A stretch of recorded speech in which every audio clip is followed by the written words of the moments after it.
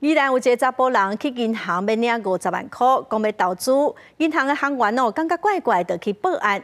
警察嘛查到讲其实是诈骗嘛抓到诈骗集团的成员。警方统计，宜兰县今年1月到6月，计共都有1400多件的诈骗案，金额有7亿6000多万假投资真诈骗的案件上多。诈骗集团的车手伫店面出现，准备甲查某人偷拄伫银行领50万。伫附近跟踪的警方随向前表明身份，甲诈骗集团的成员规个抓起来。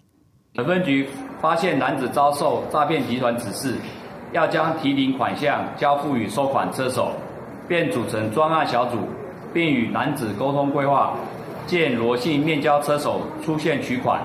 专案小组一拥而上，压制逮捕。根据警方调查，宜兰一个查甫人伫银行领50万，讲要投资使用，轻轻公公离开。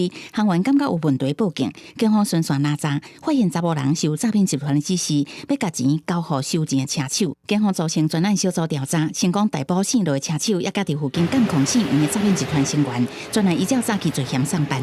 你加入了之后，你就会发现一件事情，就是很多里面很多讨论的人，但是真的只有几个是被害人，其他全部都是诈骗集团。看面册会当看到袂少假投资真骗钱的广告。根据警方统计，宜兰县今年1月至6月，1417件诈骗案件，互人诈骗的金额有7亿6000多万。其中以假投资数量上最，金额上悬有365件，金额有5.32亿。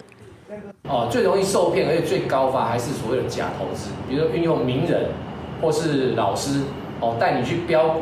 加入那个股友社。警方表示，宜兰除了假投资真骗钱，假检警的诈骗案嘛真多，呼吁民众爱多多注意。警方已经甲各乡镇市长沟通，成立打诈宜兰队，希望透过村里长到各县内每一个所在宣传，有效阻止诈骗案件发生。记者综合报道。